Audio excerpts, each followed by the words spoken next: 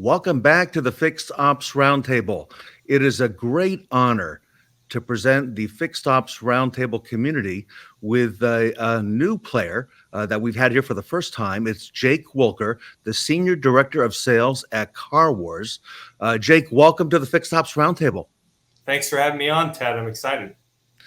I am too. And, you and I were talking in the green room before we got started. Jake, I have never seen such a focus on the importance of the telephone, especially as it relates to service, as I see right now. Are you kind of seeing and hearing the same stuff? Absolutely. I mean, service has really focused on phones recently, especially with the market conditions right now. Customers need their vehicles fixed, and they have, unfortunately, a ton of options to go somewhere. So phones have become a very important piece, especially in regards to customer experience and CSI scores. And, part of what Car Wars does that I like is you help optimize that phone performance, okay? And you give dealerships metrics.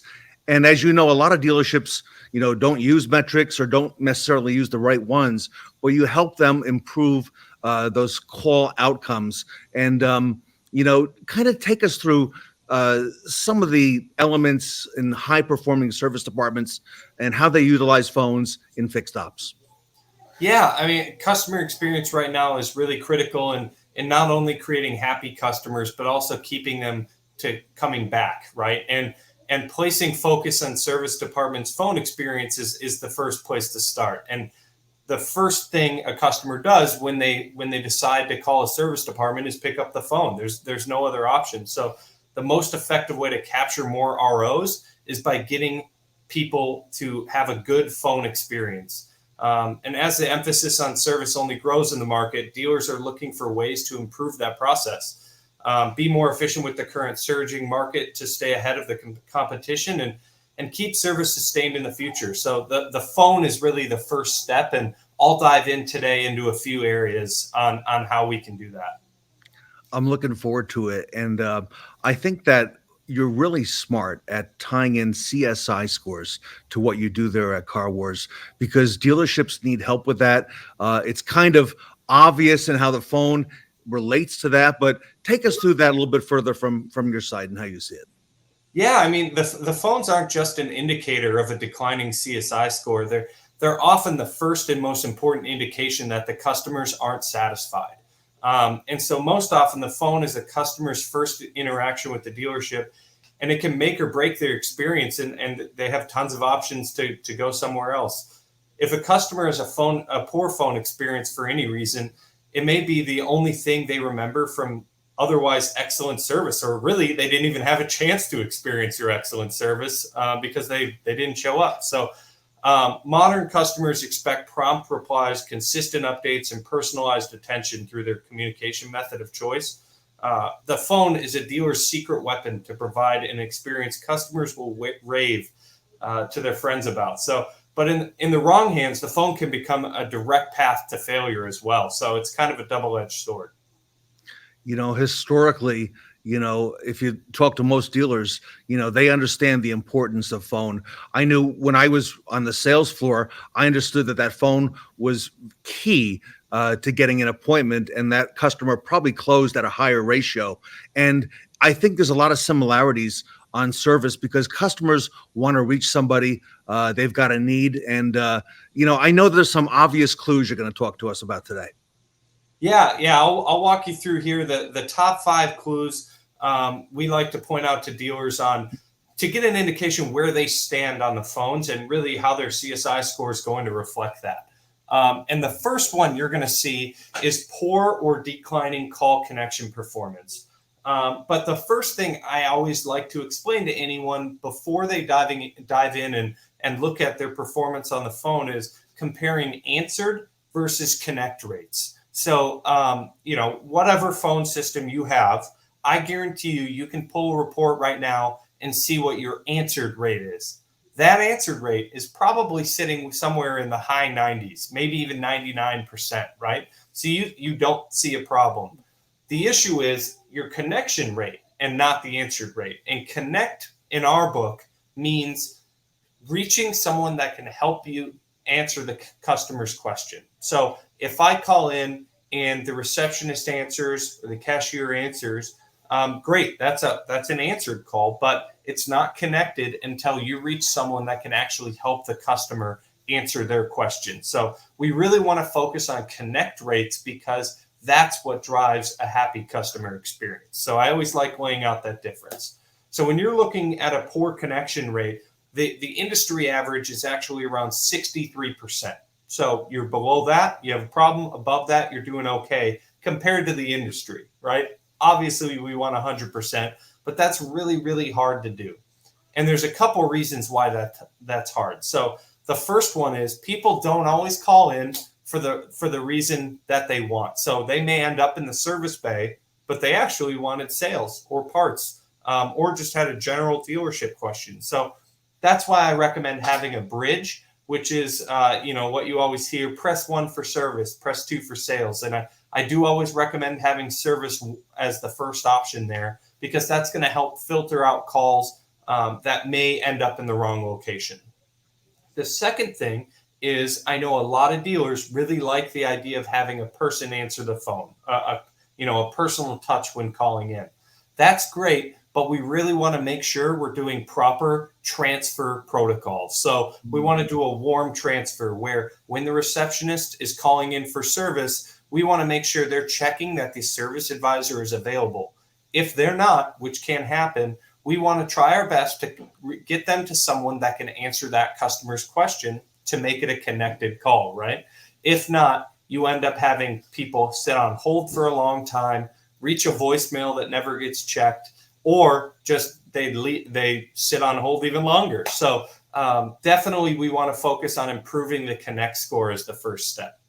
And Jake, I got to tell you, as far as that transfer, the warm transfer, from a customer's point of view, they know the difference because, I would imagine one of the last things they want to do is call a dealership. I remember recently when I called the cable company, they did not do a warm transfer in between, and I had to start all over again with the next person. So, kudos to you. That's very important in retail automotive. Yeah. Having to then re-explain the information you've already described to someone else really takes away from the benefit of having the personal touch of someone answering. So it's interesting that you think a lot of the times the benefits of having a person answer, it makes it, very personal, but it also leads an opportunity for balls to get dropped in a poor customer experience.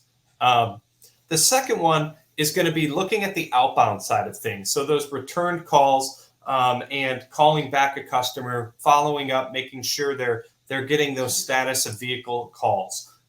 The importance there is measuring the right metrics. So a lot of dealerships measure their outbound calls, but they're just looking at the total calls that are being made. I highly recommend measuring based off of live conversations. So if the service person's calling out to update the customer on the status of their vehicle, are they actually calling at the right time? Are they giving an effort to give that customer the best chance to answer the call? And if not, are they leaving a good voicemail where it's, informing the customer in a good way? The importance of outbound calls really does actually improve your connect score on inbound calls. Reason being, the number one reason a customer that already has a vehicle in the bay is calling back in is to check on the status of their vehicle. And whether you handle that call really well, you're already behind your peers because you're not being proactive in updating the customer on the status of your vehicle. I personally think that's a phone call that should never have to be made by the customer. They already know status calls are going to get made, but if you're making those proactively, if you're texting the customer pictures or vehicle updates or letting them know how it's coming, the customer's peace of mind is a lot better. So I highly recommend utilizing outbound calls or texting to give the customer an update on status so that they're not having to wait on the back end. And you can see that on number 3 here, right? I mean, there's a high rate of status updates from customers, and industry average 9% of all inbound calls are status update vehicles. When a new dealership signs up with Car Wars, it's always kind of fun where you'll make a bet with the dealer principal and he'll say, oh, we're probably around that industry average. Well, if there is a connection problem in the service area, I bet I see that status update around 30 to 40% of the Wow, that reason high. for their calls. Yeah. And on the flip side, only about half of those end up getting answered or returned. And so the customer is having to repeatedly call over and over again. So don't leave the customer waiting to know what their status of their vehicle is. Utilize texting. And it really does reduce inbound traffic because the customer's not having to call in and check. And it just really speeds up the whole process on the inbound side. Interesting. The fourth one I have here is lengthy hold times. We have a section in Car Wars where you're able to see of your connected calls. This is arguably, in my opinion, the most important metric you can measure because it's one that you don't know unless you're measuring it, is how many calls that called in that weren't connected and why. So what is the reason that they didn't connect into the dealership? So if you're having a 40% connect rate, that's 60% of customers not connecting. What's the percentage breakdown on the reason of those calls? Some of them that are okay are going to be left a message with a live person and get a call back. You're not going to be able to connect 100% of your calls. But the worst one that just, keeps me up at night is when I see a high hung up on hold ratio. And typically it's going to be because 30%, once the customer hits 30 seconds on hold time, they're hanging up the calls. I mean, that's 34% of the time at 30 seconds, the customer says, that's enough. I'm going down the street, right? Like they can't sit on the phone very long. And so they get really impatient. And that's where we need to be faster and being more efficient, like you said earlier, on those warm transfers, making sure we're connecting them with someone that can help them. And those warm transfers can help, but if you also are experiencing just, okay, the receptionist is getting too many calls, right? She can't handle all of them. We actually recommend getting a BDC for the service center then. If you have a high performing service center, a BDC goes a long way because it frees up the service advisor from having to take all those calls. And the service BDC just sits inside of your scheduling tool and fills up that calendar very efficiently. So a BDC can go a long way in service, especially in terms of increasing your Connect score. And Jake, when you look at a dealership's, or let's say a new dealership's metrics, you can identify pretty quickly whether the store has a problem with the phones, can't you?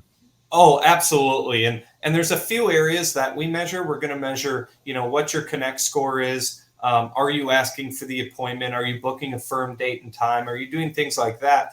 The great news is if your problem is in the Connect score area, we can actually improve that pretty quickly. A lot of the times it's just a routing change or a phone is ringing to the wrong location. And so those aren't even habits or training needed. That's just process that we can change and fix very fast for you. So that's definitely a worthwhile exercise to assess do an audit of your phone system and where are your calls going and make sure they're going to the right place in the most efficient way possible. Okay. Number 5, I have upset or dissatisfied customers based on tonal analysis. So this one's a newer one, right? This is where we're going to utilize artificial intelligence and let you know, was the customer upset? And, no matter how well you handle that call, you have a perfect inbound experience. You've taken care of the customer the best they can. Everyone's heard a heat call before, right? Whether you can do anything about it a lot of the times or not, it doesn't really matter. What does matter is when those calls happen and get alerted so you can call that customer back as a manager or dealer principal and say, hey, I heard you had a bad experience. I want to make sure everything's taken care of right for you. And that goes a long way in the customer feeling like you did everything you can to help them. So we're going to measure based on artificial intelligence, was there, an angry customer? And we can alert you and say, hey, we need to maybe call this customer back and make sure they were taken care of. So that's the last area where those heat calls no longer surprise you out of nowhere. You can get ahead of them and be proactive.